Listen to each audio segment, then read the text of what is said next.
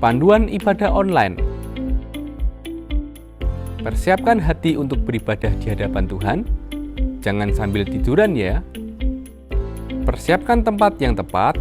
Disarankan memakai ruang keluarga. Hindari gangguan notifikasi handphone. Persiapkan waktu untuk fokus beribadah. Jangan selfie, komen-komen, atau ngobrol sendiri. Pakailah pakaian yang sopan, yang menunjukkan sikap hormat beribadah. Persiapkan hati anak-anak untuk ibadah bersama, jangan sambil makan.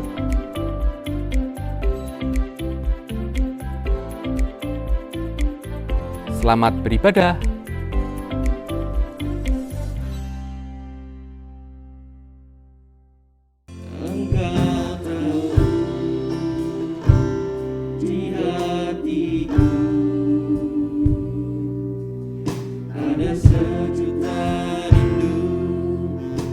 Selalu bersamamu Yesusku,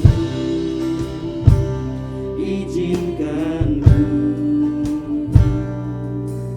menyenangkan hatimu lewat nyanyian hatiku.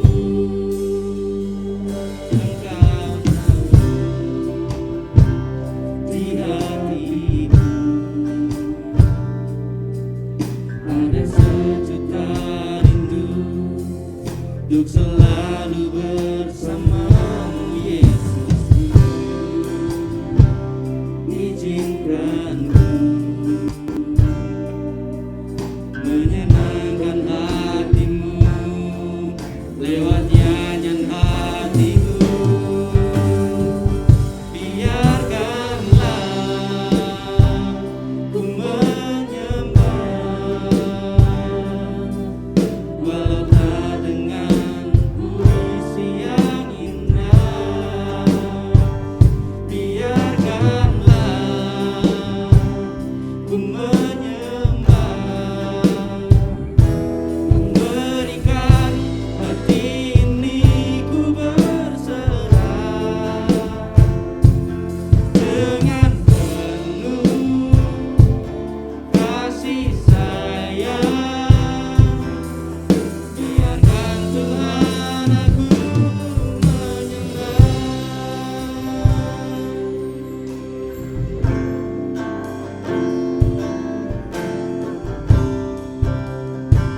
Tuhan, kami datang padamu Tuhan. Buka hati setiap kami Tuhan. Lembutkan hati setiap kami Tuhan. Kami ingin datang Tuhan memuji menyembah-Mu. Kami ingin terkoneksi Tuhan. Kami ingin terkoneksi dengan-Mu. Buka hati setiap kami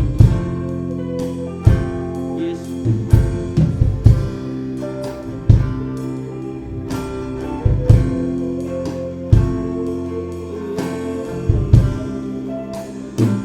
Mari semua Tuhan sama-sama katakan, Engkau tahu di hatiku. Yes Tuhan, Kau tahu Tuhan. Ada sejuta rindu untuk selalu bersamamu Yesusku, izinkan ku menyenangkan hatimu lewat nyanyian hatiku. Engkau tahu di hatiku ada sejuta rindu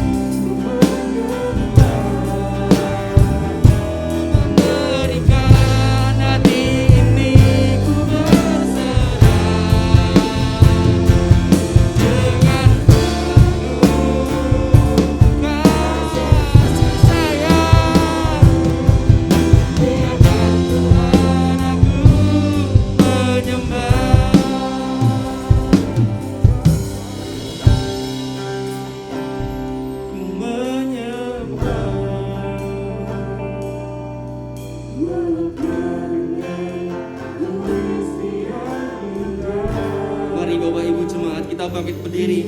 Kita sembah Dia. Kita angkat hati kita. Kita angkat tangan kita menyembah, memuji Kau. Hati ini ku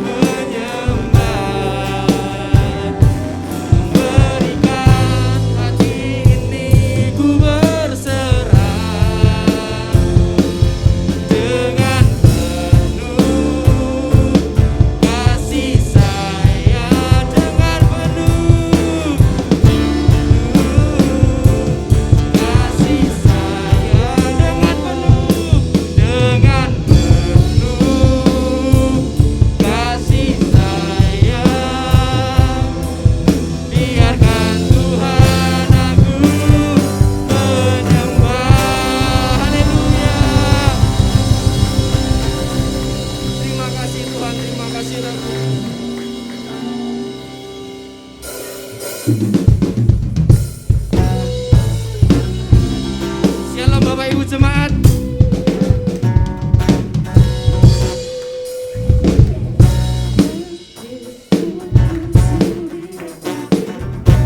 Kita sudah rindu untuk memuji Tuhan. Amin.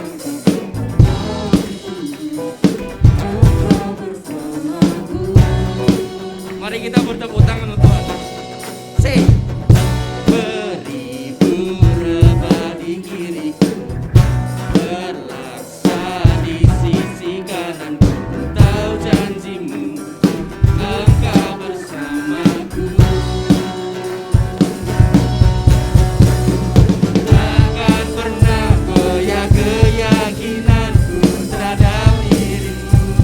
Yesus Tuhanku, tiada yang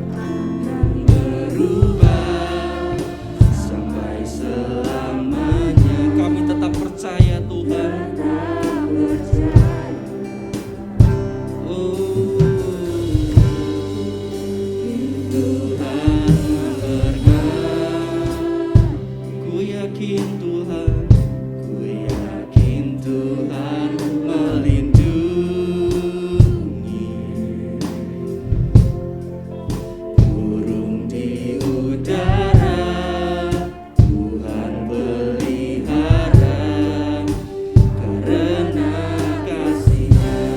Mari kita angkat tinggi tangan kita. Tuhan selalu menolongku, yes, selalu menjagaku,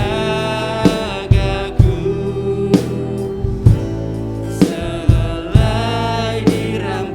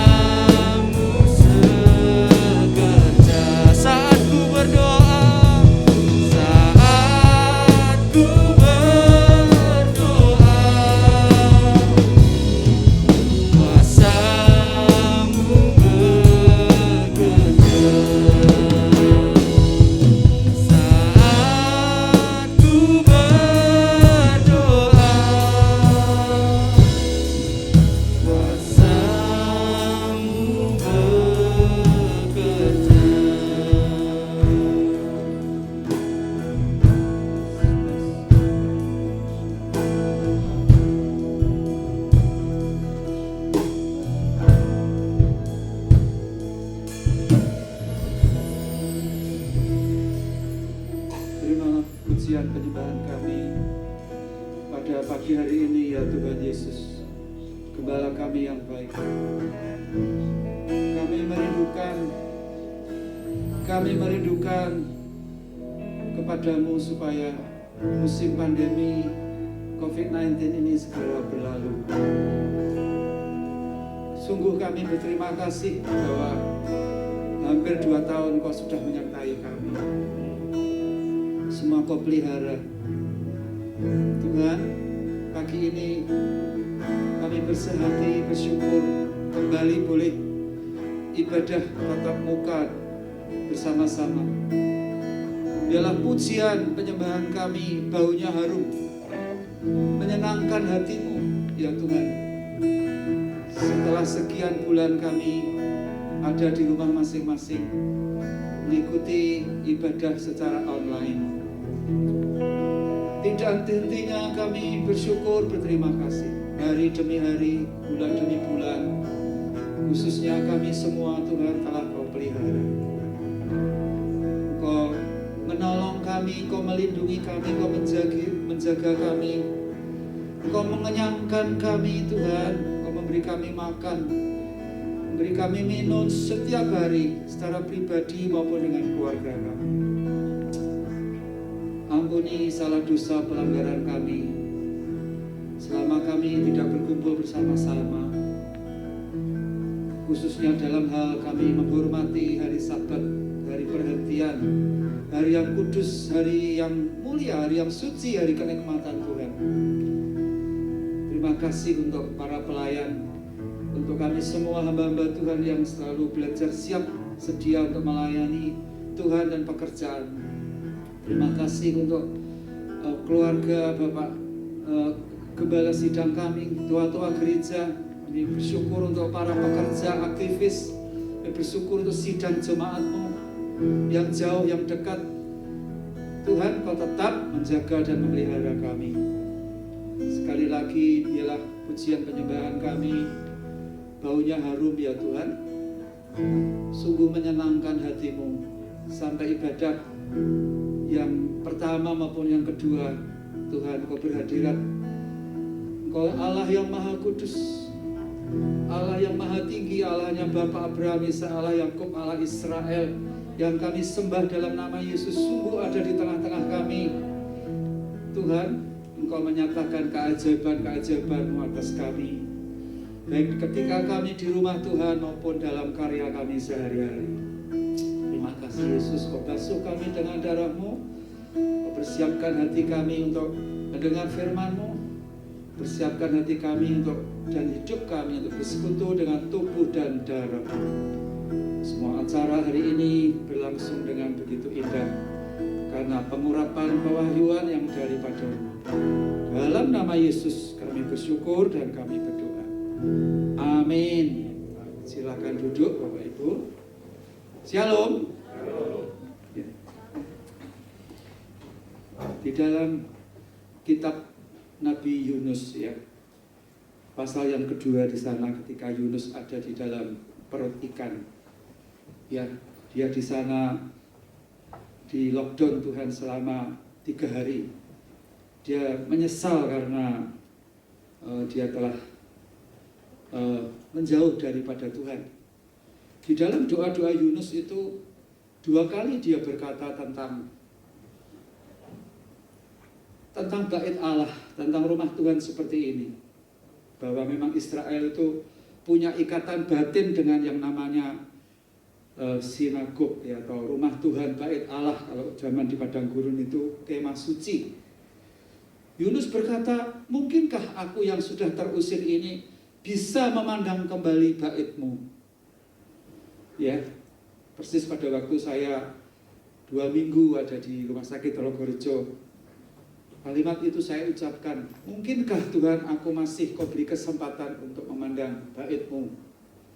Lalu ayat-ayat berikutnya dikatakan, di dalam rumah-Mu aku bersyukur, aku berseru-seru kepadamu dan Engkau menjawab.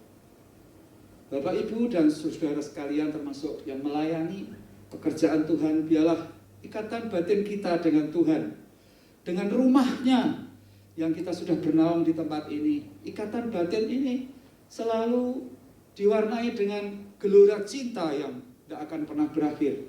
Sampai nanti kita akan bertemu muka dengan Tuhan tentang bait yang sebenarnya di surga. Tetapi ikatan batin ini biarlah terus. Kadang-kadang ditutup, tidak boleh, kadang-kadang boleh. Tapi kerinduan kita untuk berfellowship dengan surga, berfellowship di antara kita, itu biarlah selalu dengan cinta. Waktu setelah kurang lebih 1 bulan ya, saya di rumah, saya dengar harus masuk yang namanya antigen. Saya kumpul di situ dengan teman-teman, ada beberapa jemaat. Ya, saya ngomong dengan salah satu teman yang sama-sama di antigen. Hari ini saya kembali bisa menyaksikan baitnya.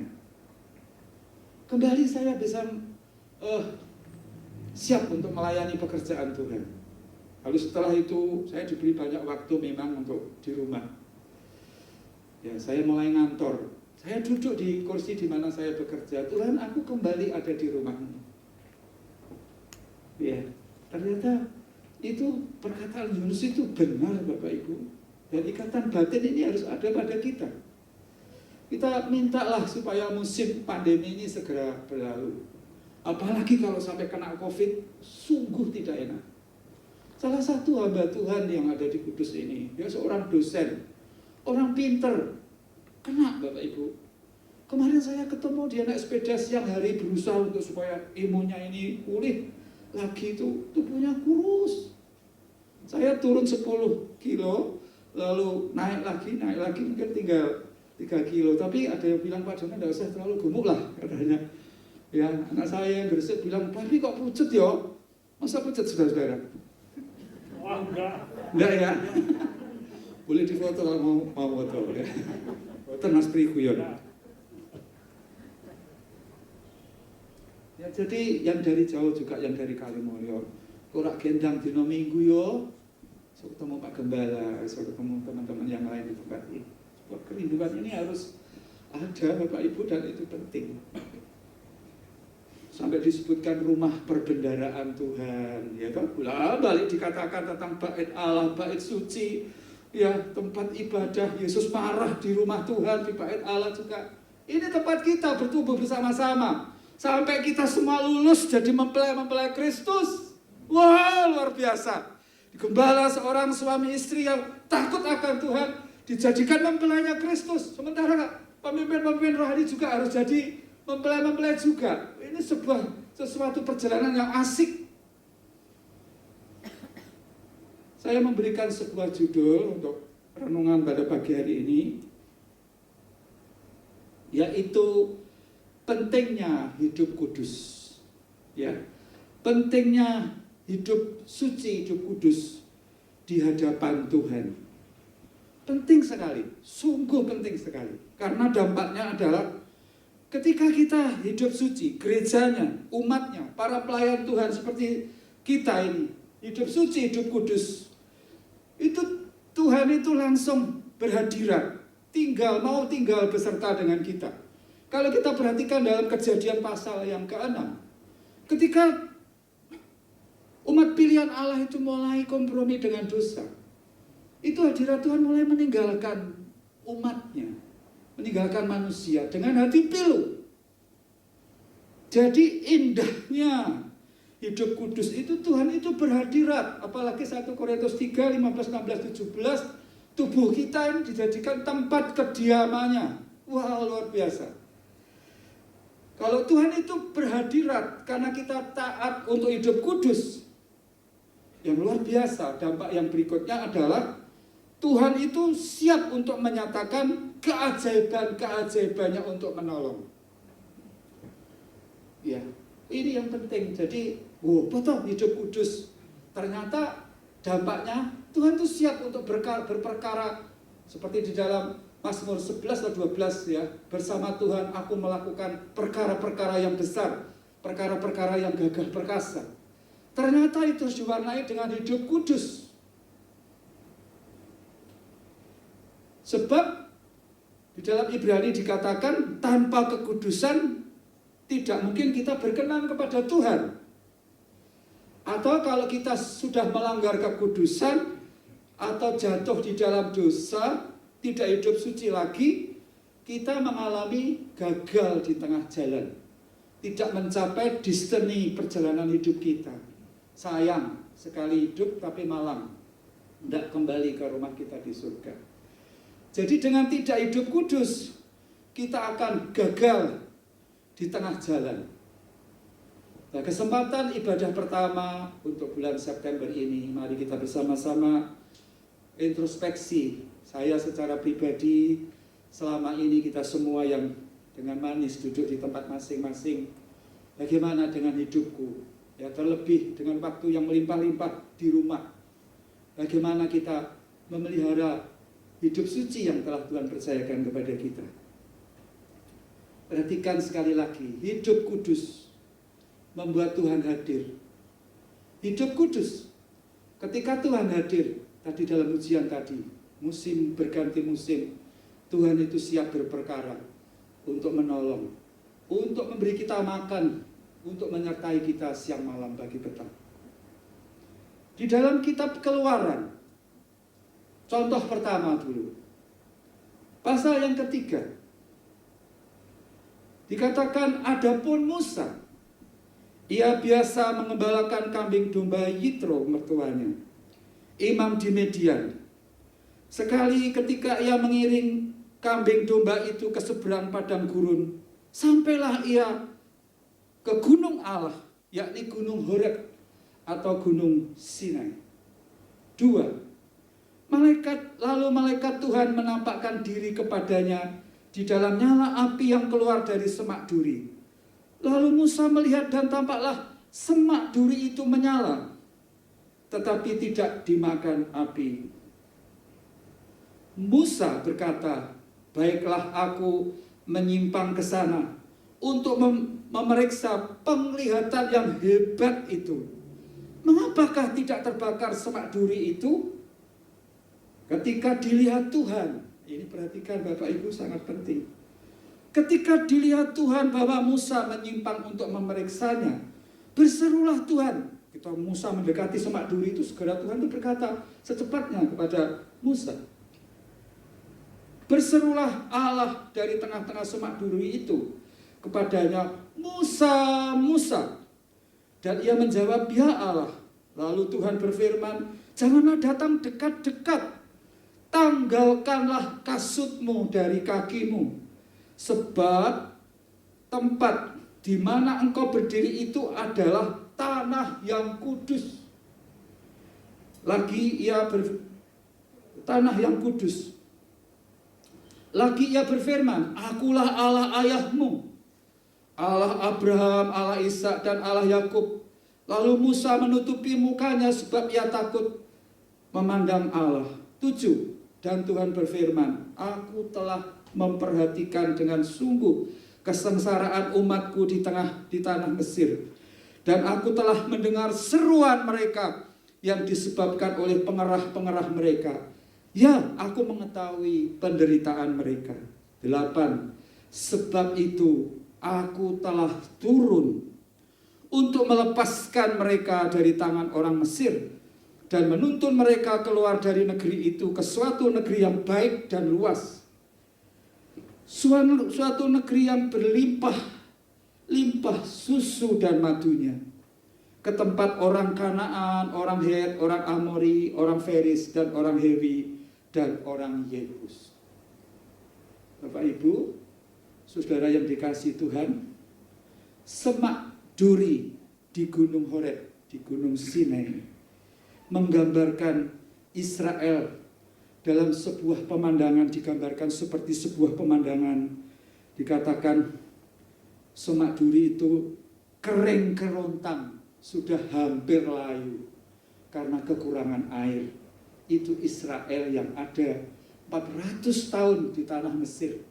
Pada waktu itu Yakub dan keluarganya 70 orang dibawa dibawa Tuhan melalui Yusuf menjadi Perdana Menteri. Masuk 70 orang. Tapi 400 kemudian dalam perjanjian suluh yang Allah sampaikan kepada Abraham bahwa keturunanmu akan hidup ya di sebuah bangsa. Disebut nama waktunya kurang lebih 400 tahun di sana. Dari raja satu, raja yang kedua, raja yang ketiga dan berikutnya. Ya, di sebuah tempat yang namanya Tanah Gosyen. Waktu itu mereka bertumbuh berkembang sekitar hampir 2 juta lebih. Bapak Ibu, kekasih-kekasih Tuhan, hidup Israel pada waktu itu sedang dalam penderitaan. Mereka dipekerjarodikan. Ya, dikatakan umatnya, umat pilihannya. Lalu tadi dikatakan ada api yang menyala di atas semak duri. Saudara perhatikan beberapa kali semak duri itu dikatakan, disebutkan, ditulis. Ada api yang menyala di atasnya. Artinya apa? Israel tidak binasa karena Tuhan ingat akan janjinya, akan kesetiaannya, menjaga dan memelihara seperti pujian tadi. Sekalipun panas penderitaan umatnya itu seperti besi dalam pelaburan. Apakah kita sedang mengalami situasi yang seperti ini? Penderitaan tidak kunjung berhenti. Seperti umat Tuhan, umat pilihan, tetapi setiap hari harus mengerjakan sesuatu pekerjaan yang sangat keras. Teraniaya kalau mereka keliru, dicambuk, dipukul, dihukum, dan lain sebagainya. Tetapi Tuhan itu ingat akan janjinya kepada leluhur mereka, Abraham. Bahwa keturunannya tetap akan dijaga, dipelihara. Sekali lagi seperti pujian tadi, itu yang dilakukan Tuhan pada gerejanya. Menjaga, memelihara sekalipun panas penderitaannya seperti besi dalam pelaburan. Ya, lalu tadi di situ Tuhan hadir di atas semak duri tadi, berfirman kepada Musa.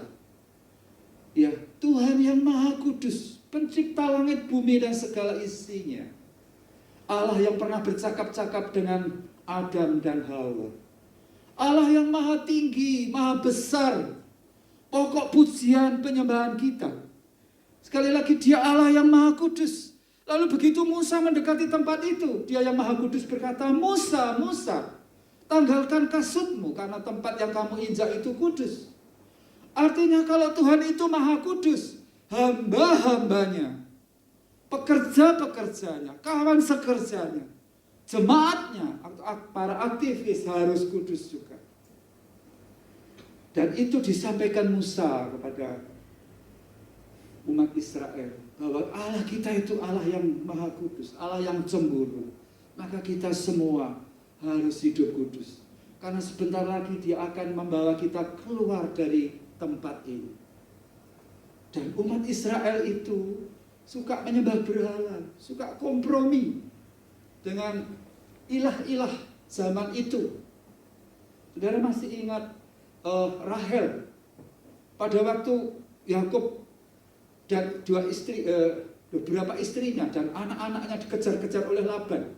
Laban kan berkata begini, siapa yang mencuri salah satu patung kesukaanku? Semua, tidak ada yang mengaku. Lalu Yakub berkata, sudah, kalau ada yang mencuri, bunuh saja orang itu, lebih baik orang itu mati terkutuk. Nah, patung itu kecil, biasanya ditaruh di ruang tamu. Nah, itu ditaruh di sini, diduduki oleh Rahel, karena Rahel itu senang dengan, wah ini eman-eman ini, barang langka ini. Diduduki di situ, dia berkata, Bapak, Ayah, aku tidak bisa turun karena aku ini sedang datang bulan. Nah, percaya bapaknya, cari tidak ketemu. Berapa tahun kemudian sengsara hidup Rahel. Karena perkataan daripada Yakub ini terjadi. Ya. Wah, itu pada waktu pembersihan setelah peristiwa Dina diperkosa itu juga kan Yakub ngomong semua berhala disingkirkan semua, dibuang semua. Lalu mereka berlari meninggalkan tempat itu. Ini umat pilihan Allah. Waktu itu setelah Musa ketemu dengan orang Israel, Allah kita itu Maha Kudus, Dia mau berperkara yang ajaib, mau mengeluarkan kita dari tempat ini, tetapi kita semua harus hidup seperti Dia yang kudus. Supaya telinganya bisa mendengar waktu kita berdoa, supaya tangannya yang Maha Kuasa itu bisa diulurkan untuk menolong kita. Yesaya 59 ayat 1 dan 2. Dan akhirnya itu dilakukan oleh orang Israel. Dan apa yang terjadi? Ketika 10 tulah terjadi, Israel itu aman-aman saja. Tuhan kalau menyatakan keajaiban dan kemuliaannya bagi orang lain, bagi bangsa lain, itu sebuah hukuman. Tapi kalau Tuhan menyatakan keajaiban dan kemuliaannya untuk umatnya, itu sesuatu hadiah anugerah yang luar biasa. Bicara tentang keamanan, bicara tentang keselamatan, bicara tentang perlindungan dan lain sebagainya. Singkat cerita 10 tulah berlangsung sampai tulah ke-10 malaikat maut membunuh anak-anak sulung Mesir. Orang-orang Israel selamat karena mereka hidup kudus. Betapa pentingnya hidup suci pada hari-hari ini, karena kita ini adalah Israel rohani. Bapak Ibu kekasih-kekasih Tuhan yang saat ini sedang memikirkan sesuatu, tentang sesuatu penting sekali. Lalu ketika Tuhan berkata, waktunya saat ini juga engkau keluar dari tanah, dari negeri ini. Lalu mereka bersama-sama dengan tergesa-gesa meninggalkan negeri itu. Keajaiban Tuhan yang lakukan apa? Orang Mesir itu hatinya dibuat murah semuanya. Lalu mereka itu ketika didatangi oleh orang Israel, aku minta kalungmu, aku minta gelammu, aku minta ini, dikasihkan semuanya. Alkitab menulis sehingga mereka meninggalkan Mesir itu, mereka kaya, menjadi berlimpah-limpah berkat. Itu salah satu daripada dampak hidup kudus. Apakah kita tidak ingin untuk hidup kudus? Dan itu luar biasa. Dan keajaiban-keajaiban berlangsung selama mereka ada di padang gurun. Termasuk tiang awan. Tiang awan itu membuat mereka tidak kena panas. Sekarang jam 2 siang itu, waduh panasnya. Ya. Kalau malam itu tiang api itu kalau sudah di atas mereka, itu lubang-lubang itu di depan mereka itu kelihatan, sehingga mereka, orang Jawa bilang orang kejeglong. Saya waktu merenungkan itu saya nangis, ya ampun, sampai seperti itu juga diperhatikan Tuhan. Kalau ada binatang liar segera bisa menghindar dan lain sebagainya. Itu keajaiban untuk tubuhnya, untuk gerejanya yang mau hidup kudus. Waktu ada laut Teberau di depan mereka, keajaiban Tuhan apa yang dilakukan, laut itu dibelah Tuhan menjadi 2. Dan seterusnya, ada mana, ada burung puyuh dan lain sebagainya, mereka dipelihara. Tetapi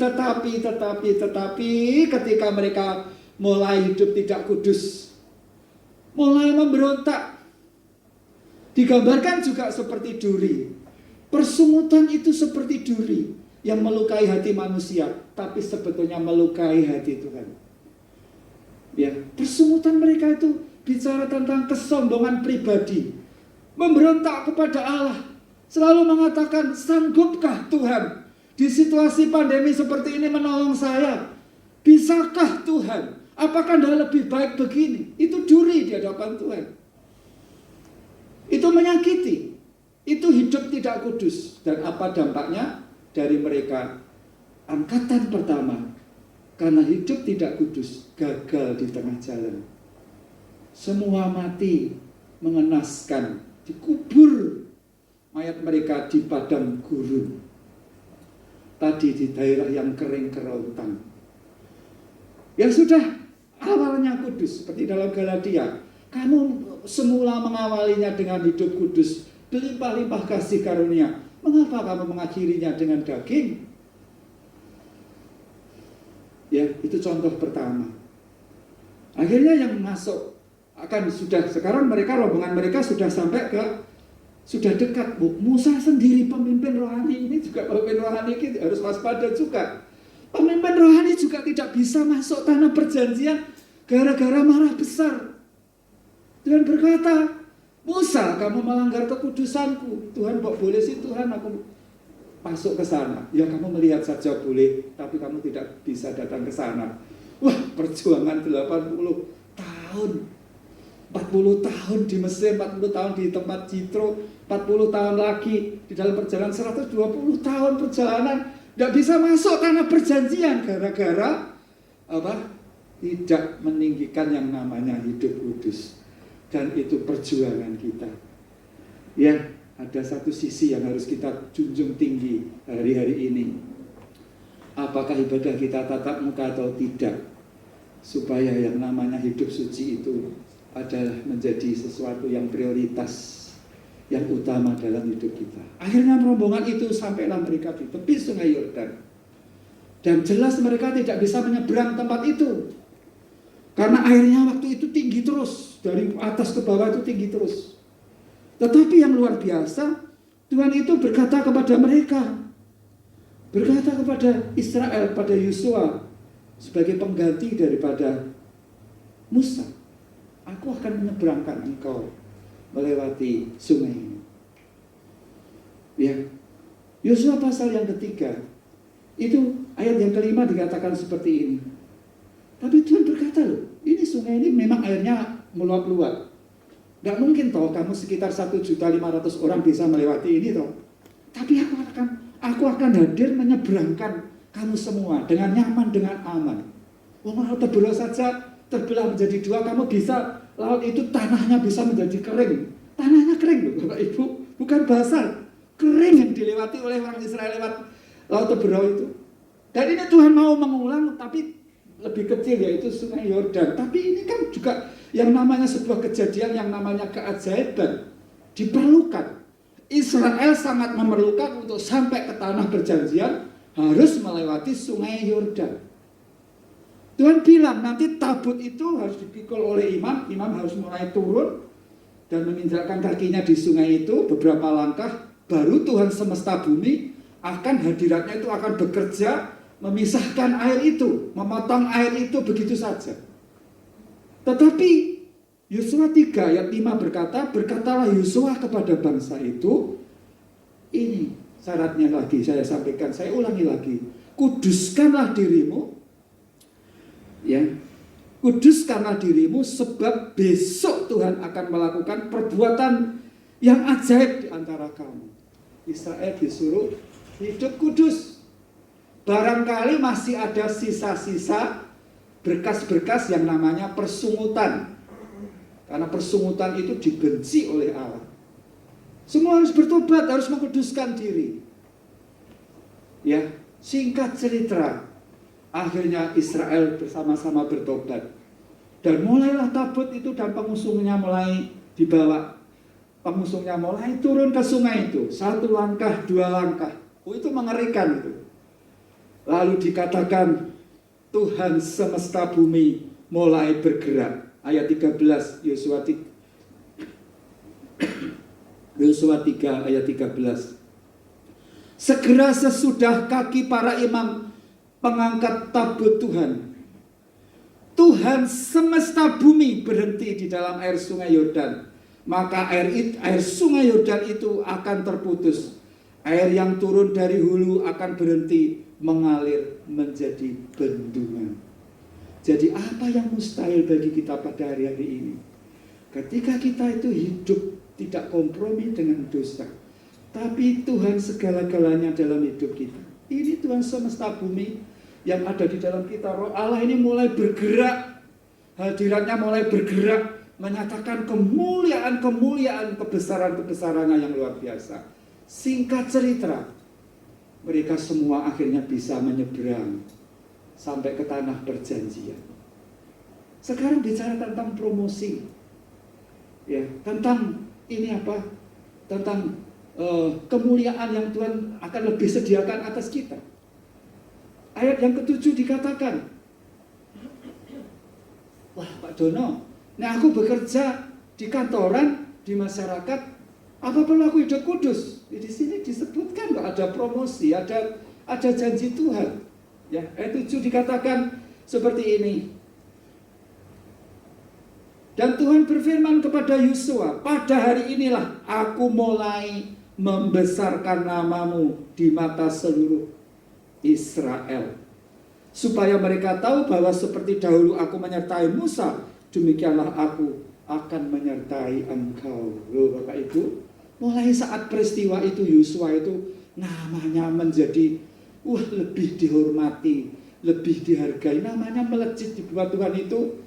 Seperti itu loh Yusuf yang ngomong kepada Firaun. Lalu Firaun berkata, orang yang bisa menyelesaikan masalah sebesar itu ya kamu, tidak ada yang lain. Siapa lagi?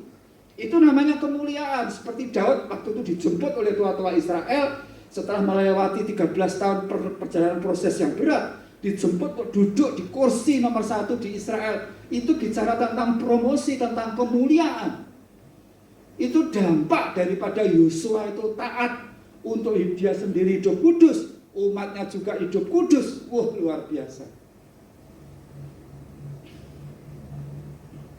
Jelas ya, jemaat yang dikasihi Tuhan. Sekarang caranya bagaimana supaya kita pada hari-hari terakhir ini bisa hidup kudus? Kepada jemaat di Roma, Paulus menulis suratnya di dalam Roma 12. Judulnya adalah persembahan yang benar. Jadi ada sesuatu persembahan yang harus kita persembahkan kepada Tuhan secara benar. Karena itu Bapak Ibu, saudara-saudara jemaat yang pagi ini menikmati firman Tuhan ini, demi kemuliaan Allah, selamatan dan lain sebagainya, segala sesuatu yang Tuhan sudah berikan pada kita, pengurapan Roh Kudus dan lain sebagainya.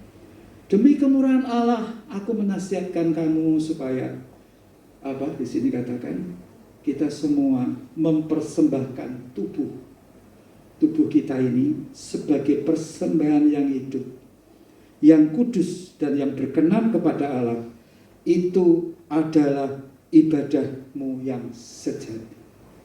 Jadi tubuh ini, posisi kita ini seperti domba yang kalau Bapak Ibu setiap tahun memperhatikan saudara-saudara muslim pada hari korban mereka akan membawa korban-korban yang tak bercacat, yang tambun, yang gemuk. Itulah kerinduan Tuhan untuk kita, untuk hidup kita.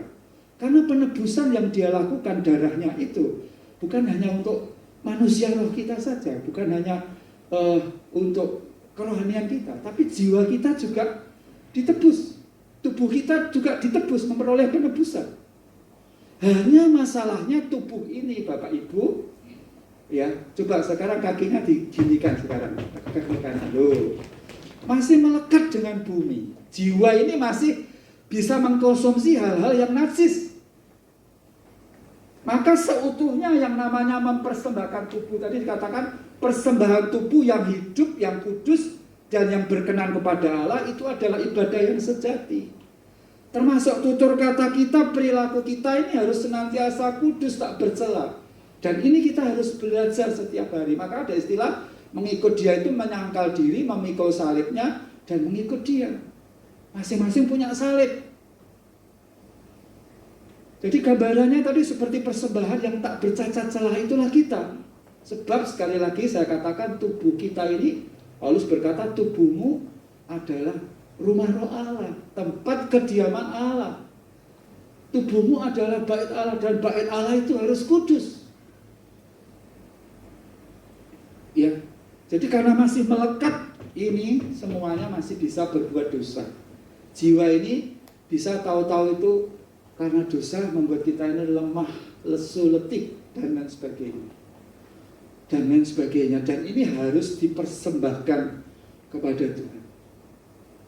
Hidup ini lebih lagi ya semakin berkenan di hadapan Tuhan. Tadi kan dikatakan persembahan yang kudus dan yang berkenan kepada Allah itu adalah ibadah yang sejati. Melengkapi dari yang pasal ayat pertama dikatakan caranya bagaimana supaya kita bisa mempersembahkan tubuh hidup ini. Dikatakan janganlah kamu menjadi serupa dengan dunia ini, tetapi berubahlah oleh pembaruan budimu, sehingga kamu dapat membedakan manakah kehendak Allah, apa yang baik, yang berkenan kepada Allah, dan yang sempurna. Jadi pembaruan budi bicara hidup kita itu setiap hari diperbarui oleh kuasa firman Tuhan. Maka istilahnya Daud itu merenungkan Taurat itu siang dan malam. Maka hidupmu dibuat berhasil dan beruntung. Diperbarui terus oleh kuasa firman Tuhan. Tiap hari merenungkan firman Tuhan. Sampai dikatakan oleh Daud, firman-Mu membuat mukaku berseri-seri. Dalam perjanjian baru dikatakan firman-Mu itu memerdekakan aku. Sesuatu yang luar biasa. Lalu setelah itu setelah mendengar firman Tuhan, kita melakukannya dengan pimpinan daripada Roh Kudus. Dan Roh Kudus itu akan memperkuat kita dengan kasih karunia demi kasih karunia. Paulus berkata, betapa kayanya kasih karunia yang Kau sediakan atasku. Jadi tubuh ini dipersembahkan kepada Tuhan. Yang kedua, hidup kita ini, budi kita ini, ya, perilaku, tutur kata kita ini, apa tadi namanya, langkah-langkah hidup kita ini harus diperbarui terus dengan yang namanya firman dan tuntunan Roh Kudus. Adalah kamu hidup dipimpin oleh Roh, katanya. Roma 8:14 berkata yang disebut anak-anak Allah itu mereka yang dipimpin oleh Roh Allah. Yang ketiga, ayat yang ketiga dikatakan, sampai tadi dikatakan, sehingga kamu bisa membedakan manakah, yang ayat 2 yang bagian terakhir, sehingga kamu dapat membedakan manakah kehendak Allah, apa yang baik, yang berkenan kepada Allah dan yang sempurna.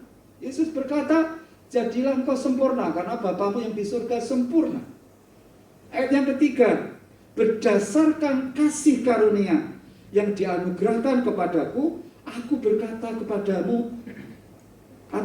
kepada setiap orang di antara kamu. Paulus itu berkata bahwa dirinya itu, Bapak Ibu, kita ingat ya, Paulus itu adalah seorang yang dulu namanya Saulus, yang selalu mengejar orang-orang yang berjalan di jalan Tuhan, yang ingin membunuh orang-orang yang berbicara tentang Tuhan Yesus, termasuk salah satunya yang dibunuh adalah Stefanus. Di situ Saulus itu ada. Tapi ketika dia berjumpa dengan Tuhan Yesus, hidupnya menjadi berubah. Kepada Ananias, Roh Allah berkata bahwa dia ini adalah alat yang kupilih. Daripadanya dia akan mengalami banyak penderitaan. Dia akan kuutus kepada bangsa-bangsa. Raja-raja akan mendengar namaku melalui dia. Penderitaan demi penderitaan akan dialami. Tetapi bagaimana orang ini bisa kuat? Tadi Paulus berkata, oleh karena kasih karunia.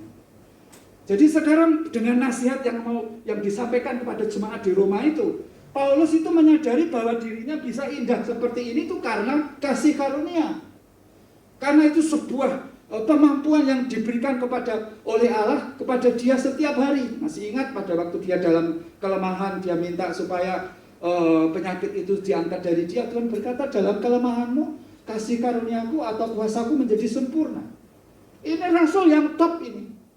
Tetapi dia menyadari bahwa semua itu karena kasih karunia. Semua itu dari Tuhan.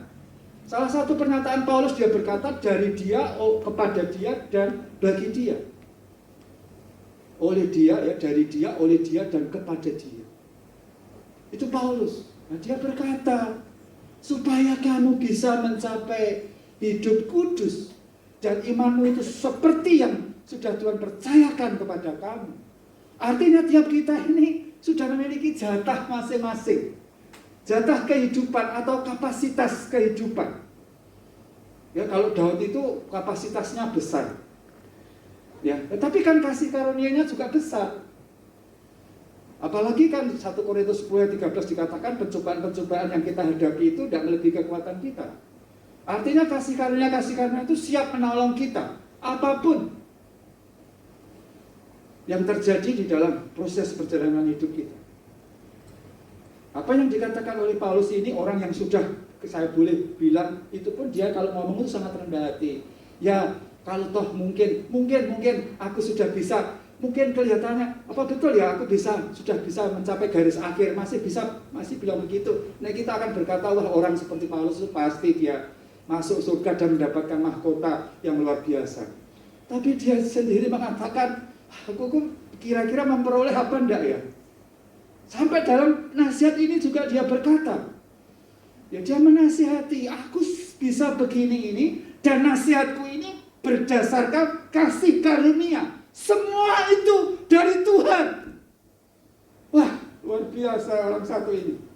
Ini sangat dibenci oleh saudara kita yang di sana tentang Paulus.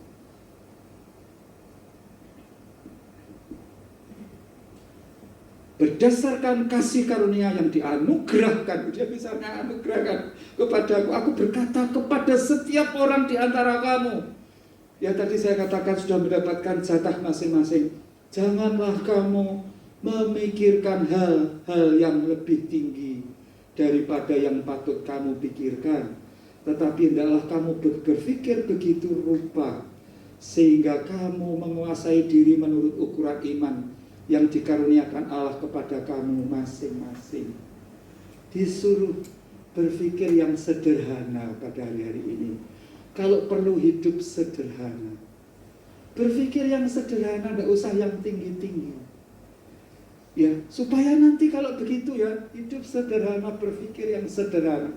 Itu iman itu bisa bekerja sesuai yang menjadi jatah kita. Maka karena kita mentaati berarti kita hidup kudus, hidup sesuai firman Tuhan.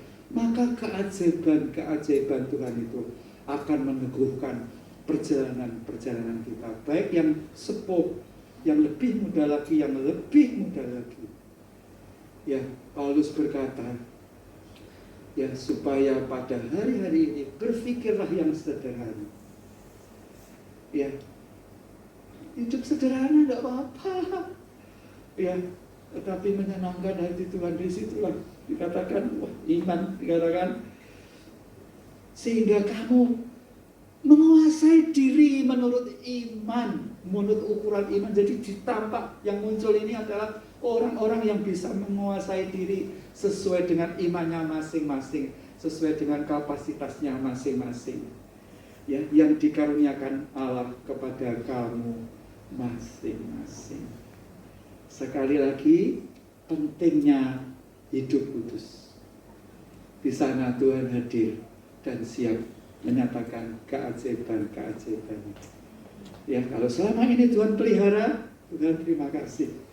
Aduh, jadi nanti waktu dia datang yang kedua kali, kita semua dijemput Bapak Ibu, dibawa kalau di dalam Yohanes pasal yang ke-14, kita semua akan dibawa dalam jemputannya Tuhan bersama-sama.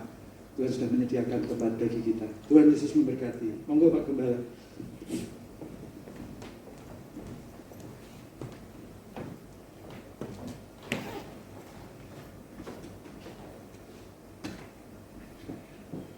Shalom. Puji Tuhan, kita sudah diberkati oleh kebenarannya. Kalau saya perhatikan, kita mulai ibadah 1 Agustus atau 2 Agustus di tahun 2020.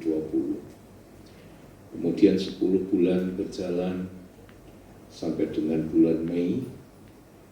3 bulan kita mematuhi aturan pemerintah untuk ibadah online.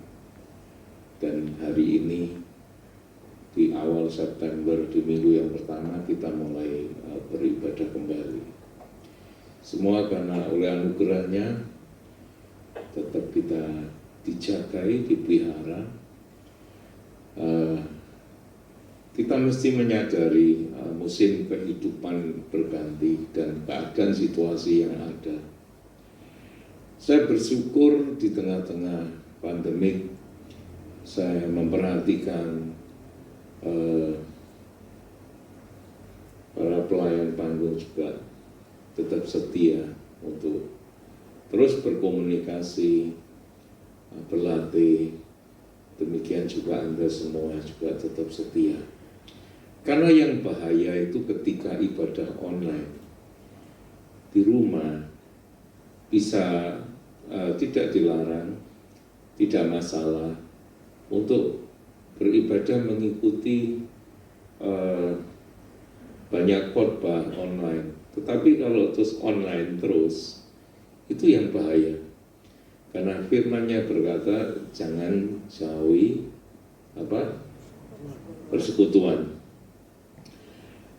Terima kasih juga untuk sidang jemaat yang setia yang pagi hari ini juga hadir bersama-sama. Tetap kita harus menjalankan protokol kesehatan. Apapun yang terjadi, Tuhan punya rencana. Yang pertama, kita sudah melewati atau mendengar ada COVID varian Alpha. Kemudian muncul varian yang baru, varian Delta. Ini sudah menurun. Nah, dunia diporak-porandakan dengan itu, dan sekarang muncul varian baru, MU.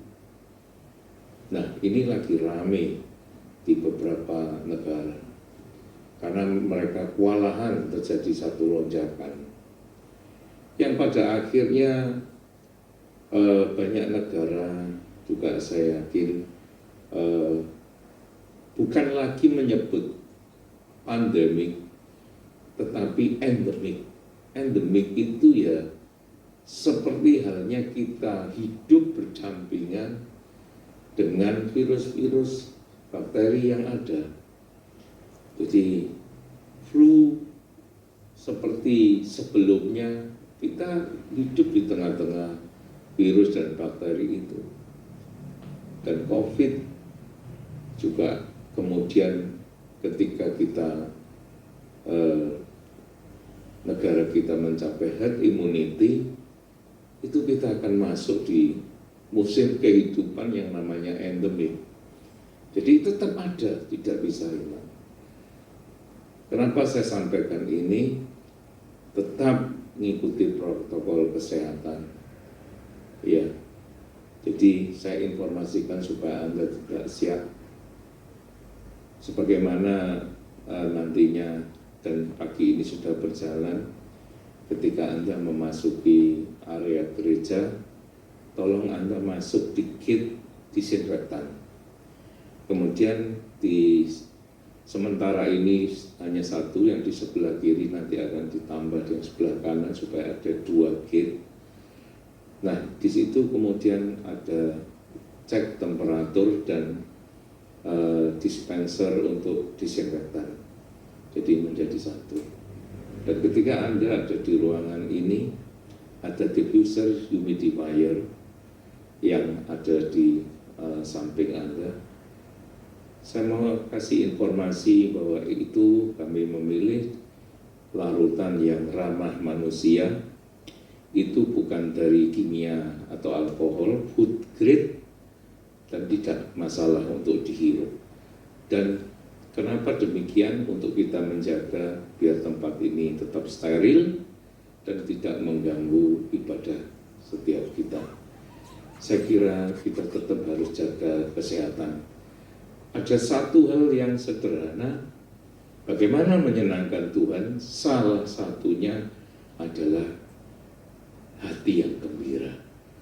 Karena yang diserang juga pikiran. Ketakutan, kecemasan, kegalauan, itu yang menjadikan imunitas itu turun. Bagaimana kita melawannya? Kita berpikir, berpengharapan, dan percaya bahwa Tuhan Yesus melindungi, Tuhan Yesus memberkati, dan Tuhan Yesus berkuasa. Kepadaku sudah diberikan segala kuasa di langit dan di bumi. Jika 2000 tahun yang lalu orang-orang Israel percaya bahwa Dia sang penyembuh, tetapi mereka marah kalau dikatakan bahwa Dia sang juru selamat. Tapi hari-hari ini banyak orang lebih mudah untuk percaya Yesus adalah juru selamat, tapi meragukan apakah Dia sang penyembuh. Oleh bilur-bilurnya kita disembuhkan. Jadi saya pribadi mengajak Anda semua juga untuk tetap percaya Dia dahulu, sekarang, dan sampai selama-lamanya. Dia Sang Juru Selamat, Dia Sang Penyembuh, Dia Sang segala-galanya, karena kuasa telah diberikan kepadanya. Di hadapan Anda ada perjamuan kudus, roti dan anggur, tubuh dan darahnya yang terpecah bagi kita, yang dibagikan bagi kita, darahnya yang dicurahkan bagi kita, menebus, menanggung segala dosa dan sakit penyakit. Seluruh area aspek kehidupan yang sakit Dia sembuhkan. Satu perkara, kebenarannya berkata, bukankah sudah kukatakan kepadamu, jikalau engkau percaya, engkau akan melihat kemuliaan Allah. Percaya, beriman bahwa ada kuasa, sebagai satu peringatan bahwa kuasanya tetap sama. Tubuh dan darahnya dibagikan kepada setiap kita. Ketika kita melakukan perjamuan kudus, fokuskan segala iman percaya kepada kuasa apa yang Tuhan dapat lakukan di dalam hidupmu. Jangan pikiran kemana-mana, karena secara fisik jikalau Anda melakukan perjamuan kudus tetapi fokus dan pikiran Anda tidak percaya dan mengimani, itu tidak akan membawakan dampak sesuatu. Kebenaran firman-Nya ketika hadiratnya dihadirkan, sesuatu yang ajaib itu terjadi, menjangkau, menyentuh seluruh kehidupan kita. Percayalah, Dia tetap baik dan selama-lamanya kasih setianya bagi setiap orang yang berharap kepadanya. Tetap berpengharapan, tetap bersukacita, tetap bergembira, percaya dan beriman bahwa kita adalah miliknya, dan Yesus, Roh Kudus yang lebih kuasa itu ada di dalam kita. Amin. Mari kita bangkit berdiri, kita naikkan pujian seperti rusa merindukan air. Kita rindu untuk berkumpul bersama, kita menyembah, tetapi satu hal, tetap perhatikan protokol kesehatan. Seperti rusa rindu sungaimu, jiwaku rindu Engkau. Yesus, Engkau berarti bagiku dan Engkau segalanya. Percayalah, Dia hadir di setiap korban yang kita persembahkan di hadirat-Nya. Seperti rusa rindu sungaimu, jiwaku rindu Engkau. Kaulah Tuhan Nasrat, hatiku rindu menyembahmu. Bawa hatimu, bawa persembahan. Seperti Tuhan, kami bersyukur kepadamu untuk segala kasih karunia dan anugerah-Mu. Firman-Mu berkata bahwa kuasa-Mu semakin nyata dan sempurna di saat kami mengalami kelemahan. Kami letakkan pengharapan kami. Kami letakkan iman percaya kami hanya kepadamu. Engkau Allah yang kuasa, Allah yang sanggup mengatasi setiap persoalan kehidupan. Allah pencipta semesta alam. Penuhi kami dengan Roh Kudus-Mu.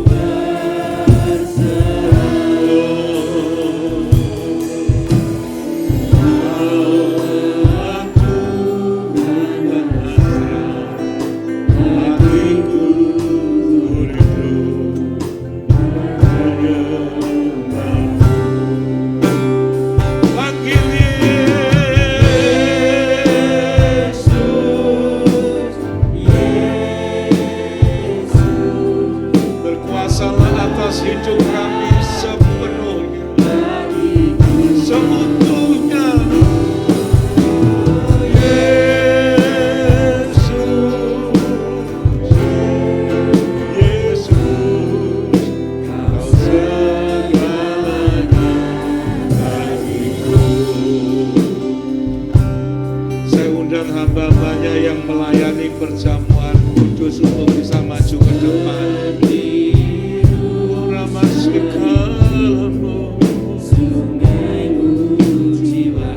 Jiwaku rindu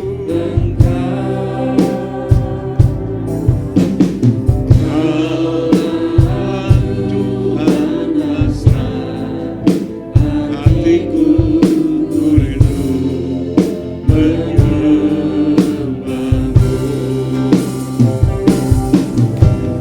Yesus, hampiri Dia, Dia Tuhan yang hadir menyapa setiap kita. Dia Tuhan yang rindu sedemikian jauh lebih besar daripada kerinduan kita akan Dia.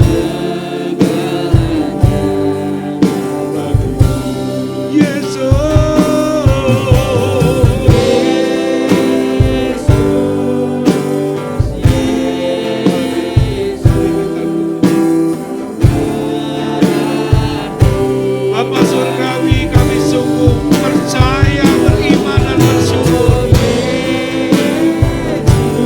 bahwa sebagai peringatan akan karya salib di mana tubuhmu terpecah dan darahmu tercurah bagi setiap kami,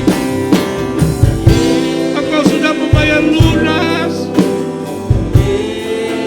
Engkau menggantikan setiap kami, Engkau menebus segala salah dosa pelanggaran kami, Engkau sudah memikulnya.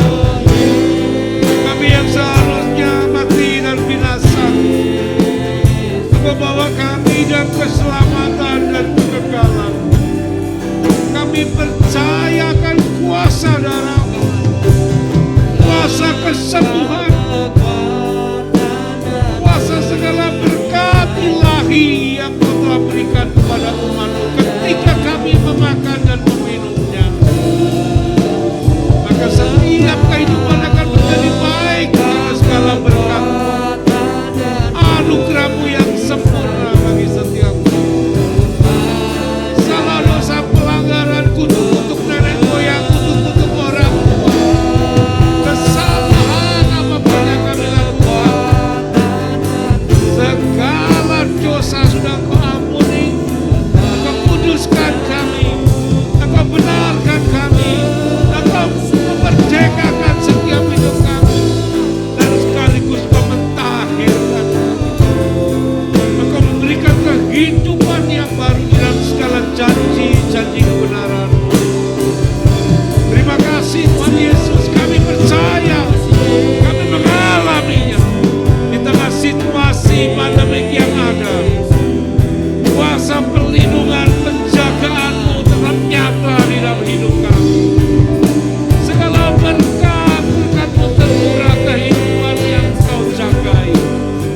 Batu karang kami yang teguh, kepada-Mu kami berlindung, dan Kau menempatkan kami di tempat yang secret place, di tempat yang aman terjagai. Kami percaya dan kami berdoa dalam nama Tuhan Yesus Kristus. Haleluya. Amin.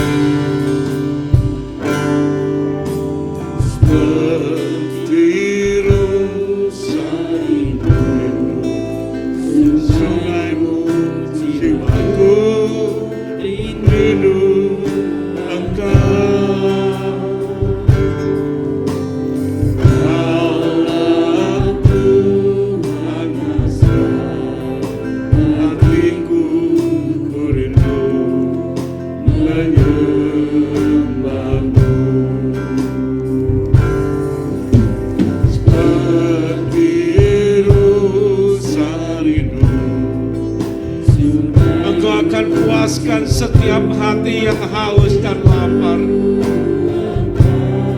Engkau kenyangkan kami dengan segala kemurahan dan kebaikan-Mu.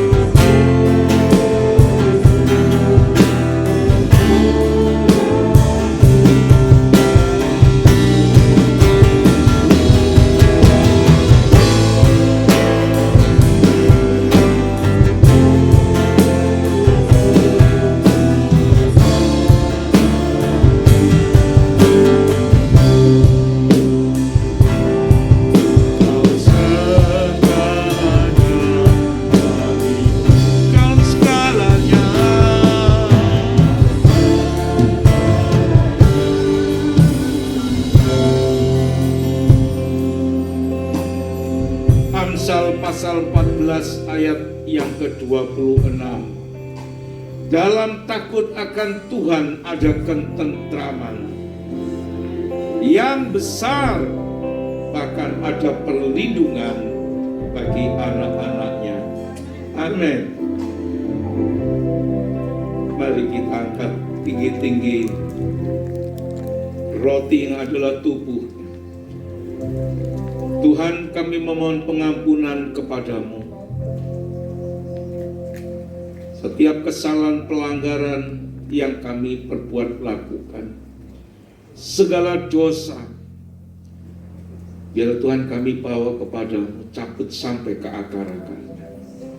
Segala tanaman yang tidak ditanam oleh Bapa, bersihkan.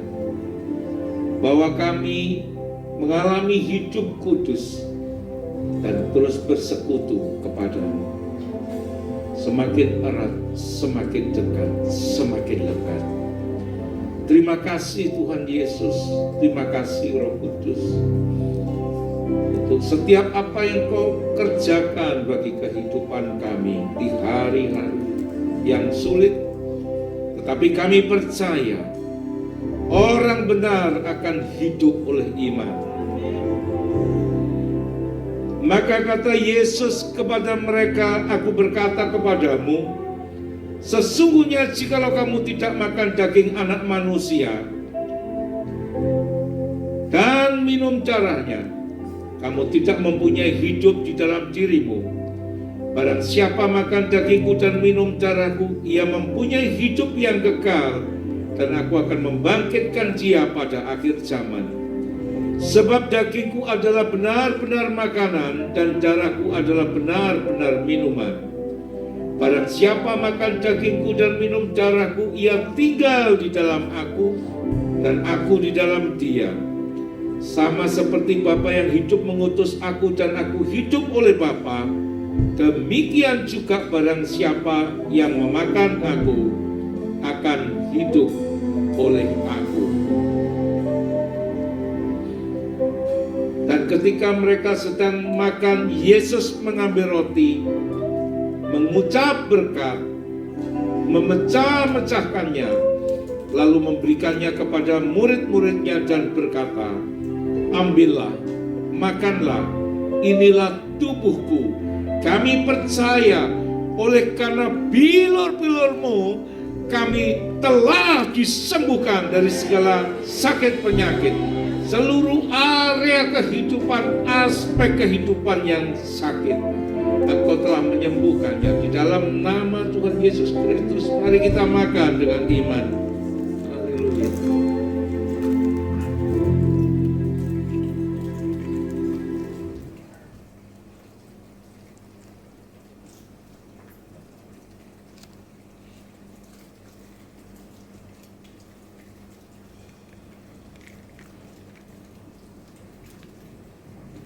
Mari kita angkat tinggi-tinggi anggur yang adalah darahnya yang tercurah bagi setiap kita. Sesudah itu ia mengambil cawan, mengucap syukur, lalu memberikannya kepada mereka dan berkata, minumlah kamu semua dari cawan ini, sebab inilah darahku, darah perjanjian yang ditumpahkan bagi banyak orang untuk pengampunan dosa.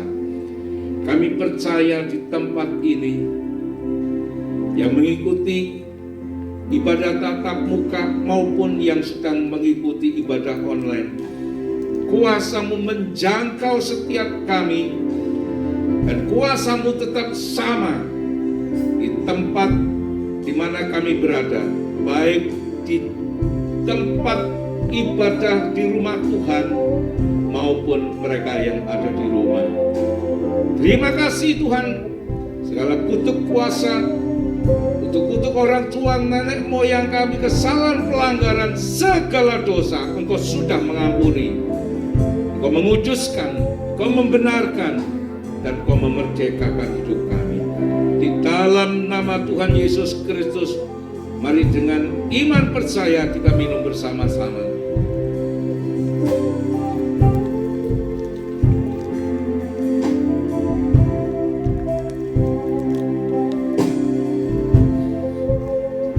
Terima kasih Tuhan Yesus. Terima kasih Roh Kudus. Kami boleh dikuatkan, kami boleh disegarkan iman percaya kami.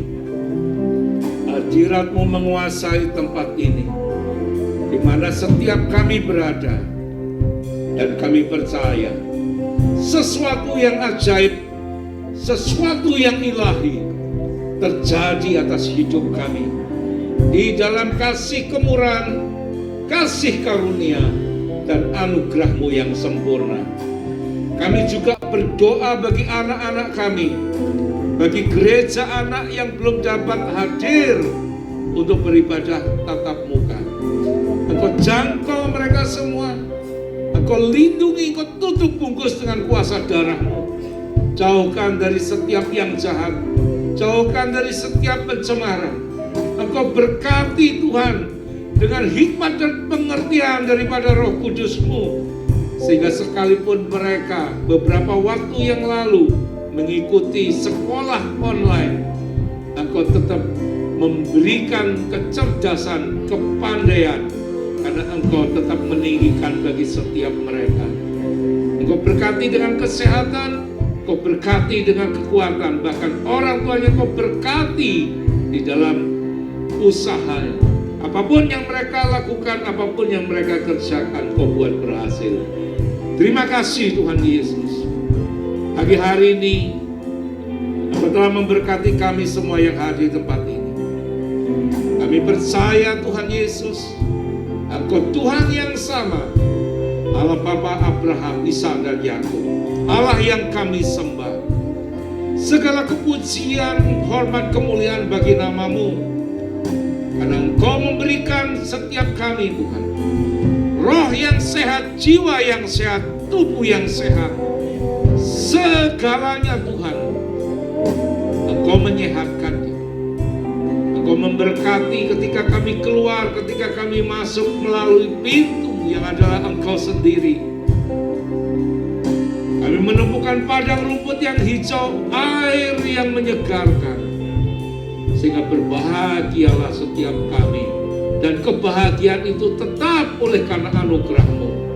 Setiap apa yang kami kerjakan, Engkau buat berhasil. Setiap apa yang kami kerjakan, Engkau menambah-nambahkan bagi kemuliaan-Mu, sehingga kami boleh menjadi berkat bagi setiap mereka yang membutuhkan. Kami pulang pulang di dalam damai sejahtera-Mu. Kami pulang di dalam sukacita-Mu. Kami pulang dalam segala anugerah-Mu. Malaikat-Mu akan menatang perjalanan kami kembali ke rumah masing-masing. Jauh maupun dekat kami tiba dalam keadaan selamat tanpa kurang suatu apapun.